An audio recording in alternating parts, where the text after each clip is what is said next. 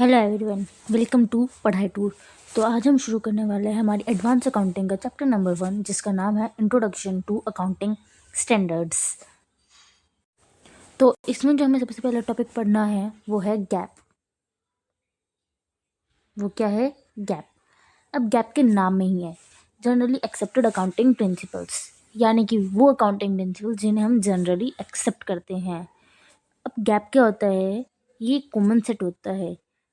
पहले तो accepted accounting principles आते हैं इसमें, उसके बाद अकाउंटिंग स्टैंडर्ड्स आते हैं, फिर जो भी प्रोसीजर्स होते हैं ना वो आते हैं, जो कि एक बिजनेस रिपोर्टिंग एंटिटी को ना फॉलो करने चाहिए जब भी वो अपनी फाइनेंशियल स्टेटमेंट्स को क्या कर रही होती है, प्रेजेंट कर रही होती है। ठीक है। अब गैप में जो भी हमारे सारे के सारे स्टैंडर्ड्स होते हैं ना, गैप में जो भी होते हैं वो क्या होते हैं? अथॉरिटेटिव स्टैंडर्ड्स होते हैं। ठीक है। तो इसे कौन सेट करता है? पॉलिसी मेकिंग बोर्ड सेट करते हैं। ठीक है। इसमें है ना कि किस तरह से जो भी हमारी फाइनेंशियल स्टेटमेंट है ना, उसमें हमें किस क्या क्या चीज़ें रिकॉर्ड करनी है और क्या क्या चीज़ें रिपोर्ट करनी है ना, ये सारी चीज़ें मेंशन होती हैं, इन सब के वेज मेंशन होते हैं। अब इंटरनेशनल लेवल पे ना इन अथॉरिटेटिव स्टैंडर्ड्स को हम क्या क्या कह देते हैं? IFRS। क्या कहते हैं? IFRS, international financial reporting standards. और बहुत सारे प्लेसेस में ना इंडिया में हम इन IFRS को क्या कह देते हैं? AS कह देते हैं या इंडेस कह देते हैं। AS यानी कि अकाउंटिंग स्टैंडर्ड्स, इंडेस यानी कि इंडियन अकाउंटिंग स्टैंडर्ड्स। अब हम इस AS के बारे में थोड़ा और जानेंगे। हमारे जो है ना, हमारे सिलेबस में जो टोटल AS है ना उनकी गिनती है 29, जिसमें से जो 2 AS है ना वो हट चुके हैं, उन्हें रिमूव कर दिया गया है ICAI के द्वारा। ठीक है।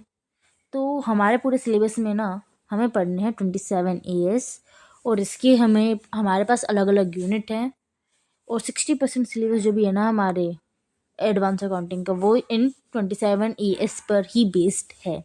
बाकी 40% की आपकी थर्ड बुक है। तो अब हम बात करते हैं AS की। तो AS क्या होता है? ये एक रिटन पॉलिसी डॉक्यूमेंट है जिसे गवर्नमेंट इशू करती है रेगुलेटरी बॉडी के सपोर्ट के साथ। अब रेगुलेटरी बॉडी में क्या क्या आ सकती है? एक तंसी आ सकती है, मिनिस्ट्री ऑफ कॉरपोरेट अफेयर्स, एक NFRA आ सकती है, नेशनल फाइनेंशियल रिपोर्टिंग अथॉरिटी, और भी बहुत सारी अथॉरिटीज़ आती हैं। ठीक है। तो इन सब के बारे में भी हम जानेंगे थोड़ा बहुत। ठीक। अब हम बात करेंगे कि अकाउंटिंग स्टैंडर्ड्स जो है ना वो किस किस एस्पेक्ट के साथ डील करता है। तो जब हम पहले पढ़ा करते थे 11th में, जब हमने अकाउंटिंग शुरू करी थी, तो हमने पढ़ा था कि हमारे जो भी सबसे पहले ट्रांजेक्शन इवेंट्स होते हैं ना, उन्हें हम क्या करते हैं? सबसे पहले रिकॉर्ड। फिर उससे हम कि भाई रिकॉर्ड क्या करते हैं, मतलब कि हम ये आइडेंटिफाई करते हैं कि ये जो ट्रांजेक्शन और इवेंट है इन्हें हम रिकॉर्ड करेंगे कि नहीं करेंगे। मान लो एक मैनेजर है, उसके हट जाने की वजह से हमें लाख रुपए का नुकसान हो गया, पर इसे हम रिकॉर्ड तो कर नहीं सकते, तो ये रिकॉर्ड नहीं होगी। लेकिन हमारे पास गुड्स का लॉस हो गया, तो इसे हम रिकॉर्ड करना पड़ेगा क्योंकि ये ट्रांजेक्शन है। ठीक है। फिर हम उस ट्रांजेक्शन और इवेंट को मॉनेटरी टर्म में मेज़र करते हैं, तो हम क्या करते थे? फिर मेज़र करते थे, मतलब कि उसे हम मनी की टर्म में मेज़र करा करते थे। ठीक है। अब जब हमने रिकॉर्ड कर लिया कि रिकॉग्नाइज कर लिया, फिर मेज़र कर लिया, तो अब हम उस जो ट्रांजेक्शन और इवेंट है ना उसको प्रेजेंट करेंगे इस मैनर में कि जो भी हमारे यूजर्स होंगे ना फाइनेंशियल स्टेटमेंट के, वो उसे अंडरस्टैंड कर सकें, समझ सके। फिर उससे जुड़े हुए जो भी हमारे डिस्क्लोजर्स होंगे ना, प्रेजेंटेशन कर दिया हमने। अब उसके बाद जो भी उससे जुड़े हुए हमारे सारे डिस्क्लोजर्स होंगे ना, हम वो करेंगे, मतलब कि ये चीज़ क्यों हुई है वगैरह वगैरह, जो भी हम नरेशन में डाला करते थे ना, जो भी हमारी जर्नल एंट्री होती है, मतलब मान लो कैश टू बैंक, तो इसकी जनरल हम नीचे डाला करते थे ना, बिंग वो being cash withdrawn from bank, तो ये सब। ठीक है। तो इससे जुड़े हुए हम यहाँ पे डिस्क्लोजर्स करते हैं। तो देखिए हमें एक टेबल में यही सब चीज़ें दी हुई है कि अकाउंटिंग स्टैंडर्ड्स कैसे अकाउंटिंग इवेंट्स के साथ डील करता है। तो सबसे पहले रिकॉग्निशन, फिर मेज़र करते हैं, फिर प्रेजेंट करते हैं, और फिर डिस्क्लोजर करते हैं। ठीक है।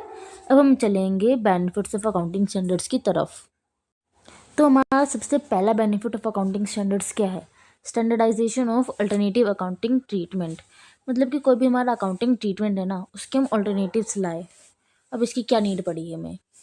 तो देखो, अब कोई भी एक डेप्रिसिएशन है, यही मान लो कि अगर हम same method S L M लगाते हैं डेप्रिसिएशन का, तो वो हर एंटरप्राइज के लिए तो सुटेबल होगा नहीं। तो इसलिए है ना, हमें थोड़े से ऑप्शंस की ज़रूरत पड़ी, ऑल्टरनेटिव्स लाए। इसलिए हमारे फिर अलग अलग स्टैंडर्ड्स आए। हर एक स्टैंडर्ड से हमें इतनी डिटेल में स्टडी करने की ज़रूरत पड़ी। ठीक है, अब हम इसे रीड करते हैं। इसमें थोड़ा सा रीडिंग की भी ज़रूरत है। तो अकाउंटिंग स्टैंडर्ड्स रिड्यूस और eliminate to a reasonable extent any confusing variation in the accounting treatment and presentation of economic event while preparing financial statement। तो अकाउंटिंग स्टैंडर्ड्स जो है ना, वो रिड्यूस कर देते हैं, मामलों की ख़त्म ही कर देते हैं। कोई भी कंफ्यूजिंग वेरिएशन जो भी होते हैं ना किसी भी अकाउंटिंग ट्रीटमेंट में, तो उसे वो ख़त्म कर देते हैं फाइनेंशियल स्टेटमेंट की। ठीक है, फिर the standard policy are intended to reflect a consensus on accounting policies to be used in different identified areas. Since it is not possible to prescribe a single set of policy, अब भाई ये possible तो है नहीं कि एक single set of policy हम लाएं हर किसी भी स्पेसिफिक अकाउंटिंग एरिया के लिए, जो कि हर एक एंटरप्राइज के लिए अप्रोप्रिएट होगी। यानी कि जो बात मैंने कही थी ना आपको, कि कोई भी हम मतलब कि डेप्रिसिएशन एक ही मेथड ले आए मान लो, तो वो हर एक एंटरप्राइज के लिए तो अप्रोप्रिएट नहीं होगा। तो इसलिए हम थोड़े से ऑल्टरनेटिव्स लाए थे। ठीक है, in other words one must disclose the accounting policies. तो अब हम ये कह सकते हैं कि जो भी हमारी अकाउंटिंग पॉलिसीज़ जो भी हमने यूज़ करी है ना, कि हमने एस मेथड यूज़ करा है या डब्ल्यू मेथड यूज़ करा है, तो हमें इसे डिस्क्लोज करना होगा हमारे फाइनेंशियल स्टेटमेंट में। इसके बारे में बात करते हैं कौन, हमारा accounting standard 1 disclosure of accounting standards. इसके बारे में हम जानेंगे अभी। अब इसके बाद हमारा नेक्स्ट वो इम्पोर्टेंस ऑफ अकाउंटिंग स्टैंडर्ड्स आता है, रिक्वायरमेंट ऑफ एडिशनल डिस्क्लोज़र। अब हमें है ना कुछ एडिशनल डिस्क्लोजर्स की भी ज़रूरत पड़ी थी। अब भाई बहुत सारे एरियाज़ है जहाँ पर डिस्क्लोजर्स अगर नहीं भी होंगे ना तो भी चलेगा, लेकिन कुछ एरियाज़ ऐसे होते हैं जहाँ पर है ना हमें डिस्क्लोजर्स की ज़रूरत पड़ती ही पड़ती है। वरना जो भी हमारे उस स्टेटमेंट के वही कंपनी का तो फ़ायदा हो जाएगा कि अगर उससे डिस्क्लोज नहीं करना पड़ा, लेकिन जो हमारे यूज़र्स हैं उनके लिए वो डिटेल जो है ना वो इम्पोर्टेंट होती है कि वो अपने डिसीज़न ले सके कि उसे इस कंपनी में पैसे इन्वेस्ट करना है या नहीं करना। तो अब इसलिए है ना हमारे जो अकाउंटिंग स्टैंडर्ड्स थे ना, हम उससे इस तरह से बनाया गया कि जो भी हमारी डिस्क्लोजर्स की हमें जिन भी डिस्क्लोजर्स की ज़रूरत होगी ना, वो सारे डिस्क्लोजर्स उन अकाउंटिंग स्टैंडर्ड्स की वजह से हो ही जाएंगे अपने आप ही। ठीक है, इसके बाद आता है कंपैरेबिलिटी ऑफ फाइनेंशियल स्टेटमेंट्स। अब हम अकाउंटिंग स्टैंडर्ड्स क्यों लाए, ताकि हमारे जो फाइनेंशियल स्टेटमेंट्स हैं ना ये कंपैरेबल भी हो सके। अब अकाउंटिंग स्टैंडर्ड्स की वजह से ना हमारी जो ये अकाउंटिंग इन्फॉर्मेशन होती है ना ये कंपैरेबल होती है। अब दो तरह के कंपैरेबल होती है, दो तरह से, एक तो इंटरफर्म और एक आता है इंटरफर्म। इसके बारे में आपने 11th में भी पढ़ा है होगा। इंटरफर्म में यानी कि हम दो फर्म की अकाउंटिंग स्टेटमेंट्स में कंपेयर करते हैं, और इंटरफर्म मतलब कि हम सेम फर्म के 2 सालों में कंपेयर करते हैं। ठीक है, ये बात आई समझ। तब अब देख ही सकते हो कि यहाँ पर हमें ICAI ने फ्लो चार्ट भी दिया हुआ है इसे समझने के लिए। बेनिफिट्स क्या क्या अकाउंटिंग स्टैंडर्ड्स के, सबसे पहले हम स्टैंडर्डाइज कर देते हैं जो भी हमारे ऑल्टरनेटिव अकाउंटिंग ट्रीटमेंट्स है। मतलब कि हम कई सारे ऑल्टरनेटिव्स की हमें ज़रूरत पड़ी थी, तो हम इसमें ऑल्टरनेटिव्स लाए थे, और हमें है ना उन्हें डिस्क्लोज भी करना पड़ता है इन ऑल्टरनेटिव्स को। और इसके बारे में कौन बात करता है, AS1। ठीक है, फिर रिक्वायरमेंट्स फॉर एडिशनल डिस्क्लोजर्स।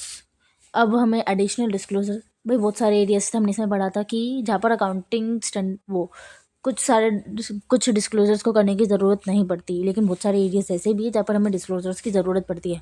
तो अकाउंटिंग स्टैंडर्ड्स की वजह से वो डिस्क्लोजर्स जिनकी हमें ज़रूरत पड़ती है वो डिस्क्लोजर्स अपने आप ही हो जाते थे। ठीक है, फिर कंपैरेबल हो गई थी हमारी फाइनेंशियल स्टेटमेंट्स, हम इंटरफर्म और इंट्राफर्म कंपैरिजन आसानी से कर पा रहे थे। Okay, thanks for this video. अगली वीडियो में हम शुरू करेंगे स्टैंडर्ड सेटिंग प्रोसेस। हम प्रोसेस को देखेंगे कि किस तरह से हमारे AS जो है वो सेटअप होते हैं। That's all, thank you.